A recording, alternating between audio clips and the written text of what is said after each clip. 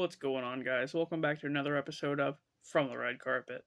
We have a lot of news for you today. There's an update for some MCU stuff, for some DCU stuff, and there's a lot of remakes coming out. So stick around, and we'll dive right in. We have a new look at the Leader and the Falcon in Captain America: Brave New World. When we first heard about Tim Blake Nelson returning as Samuel Stearns in the next Captain America movie, I didn't know what to expect. I know at the end of The Incredible Hulk back in 2008, they set it up for him to become the leader eventually, but then they never mentioned him again. Until now. It was mentioned that the leader will have a comic-accurate look in the film, much like every other character appearing since Phase 4. Here, we can see a photo of the leader on the back of what looks like an action figure box of some kind. But maybe it's just promotional art. Either way, he looks pretty awesome. The leader has a genius-level intellect and in the film will be seeking out Tiamat Island, which in the MCU will be the origin of adamantium. Now on to the Falcon. Danny Ramirez will reprise the role of Joaquin Torres, one of Sam Wilson's friends who will take on the mantle of Falcon in the movie. Here, we can see him in the Falcon suit. Again, looking to be either from promotional art or an action figure box. This movie's going to be pretty awesome, and it's due out Valentine's Day next year. The Fantastic Four has a few updates. So originally, it was looking like Anya Taylor-Joy would be playing Juno in the film, who is a version of the Silver Surfer in the comics. But now, it's been reported that the role has gone to Julia Garner, who has been in Sin City 2, among some other films. Aside from that, a new photo of the Human Torch shows not only Johnny Storm, but also a futuristic-looking city in the background. As we know, the film will take place in an alternate universe and will be based in the 1960s. But with this photo, it's hard to say if the film actually takes place in the 60s or if the city itself just has a retro-futuristic design. The film is due out July 25th, 2025. The first X-Men movie in the MCU will start production in late next year. It's still unclear of who the cast will be, but it was confirmed that we'll see some of the Fox Universe X-Men in the Deadpool and Wolverine movie, then again in Secret Wars. But with that being said, we could probably expect a whole new lineup of actors for this new one. We have an update for the Eyes of Wakanda. The series will follow Wakandan warriors throughout time who travel around collecting vibranium artifacts from around the world. It'll consist of 4 episodes, with one set during the Trojan era. Also, Iron Fist is set to appear, but not Danny Rand. This would be a female variant named Janora. Ryan Coogler will return to direct the film, and the series will debut at some point this year. It looks like a Venom project is on the way. Recently, it was reported that Sony's working on a new animated Venom project, which will also be written and produced by none other than Seth Rogen. There's not much info on it yet, but I can say that it'll be separate from the Tom Hardy films. Also to note, this project, whether it be a film or a series, will be rated R. We have an update for Peacemaker Season 2. So the first season of Peacemaker is not canon to James Gunn's DCU. It seemed to have ties to the old DCEU. However, Season 2 will be. Season 2 will take place right after the events of the new Superman movie, and will have John Cena returning as Christopher Smith, aka Peacemaker. It's unclear who else will be returning, or what new characters will debut, but I'm willing to bet that Freddie Stroma will reprise the role of Vigilante. The release date for Season 2 is sometime between fall 2025 and early 2026. A new Arkham series is in the works. Matt Reeves, who directed the 2022 Batman film, is set to produce an Arkham Asylum series set in a DCU.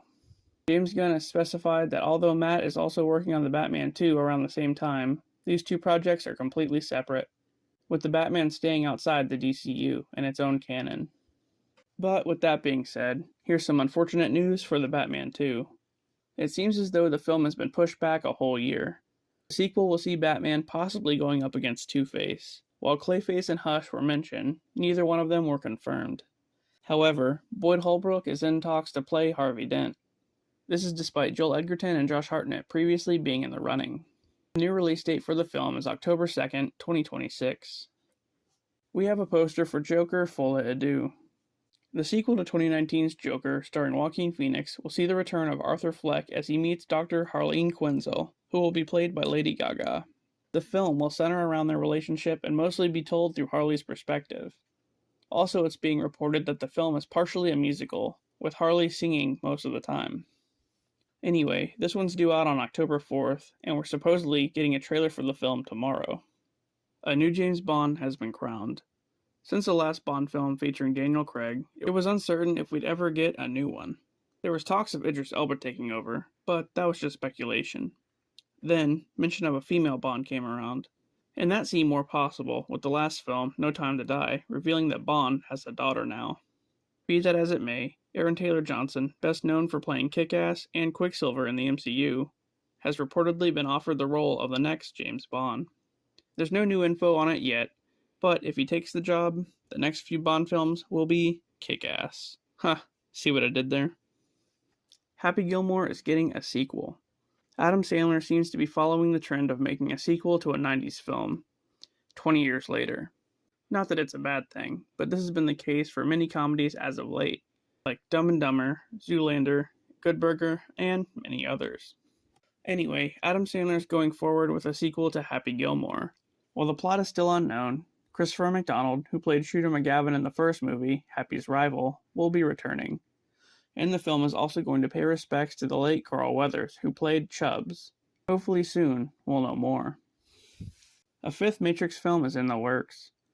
The film will be written and directed by Drew Goddard. It's unclear if Keanu Reeves will return as Neo, but a new main character would be pretty cool. Tron Ares has a release date. The film, which will star Jared Leto as the program Ares, who leaves the grid for the real world, is set to release on October 10th, 2025. The People Under the Stairs is getting a remake. From the mind of Jordan Peele, who also brought us Get Out, Nope, and Us, comes a reimagining of a classic.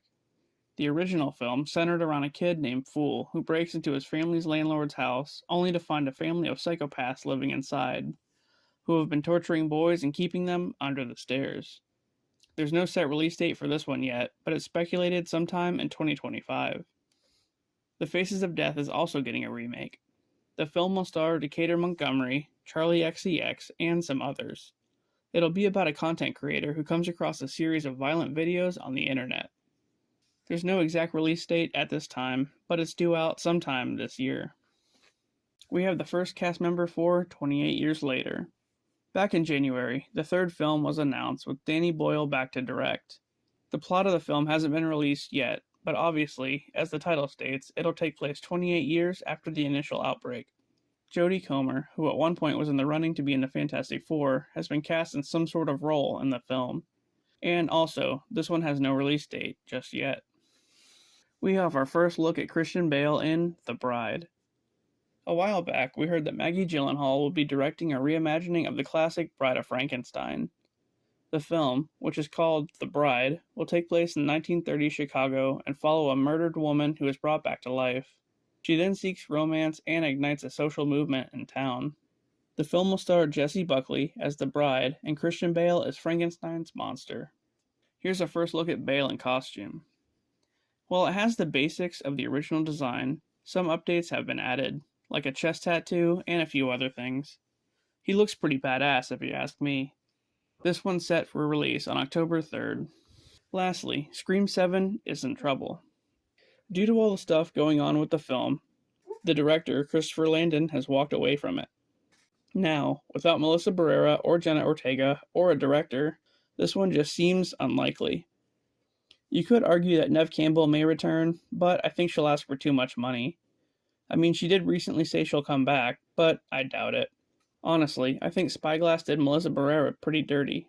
So what if she made a few comments on social media? Who cares? People can have opinions. I recently got a chance to talk to Melissa at a convention, and I told her that it's unfortunate how Spyglass handled the whole situation. And look what happened now. Jenna Ortega backed out too. So if you want to blame anyone for Scream 7 not happening, blame Spyglass. Alright guys, that does it for this episode of From the Red Carpet. If you enjoyed the content, please don't forget to like and subscribe for more. And with that, I'll see you on the next one.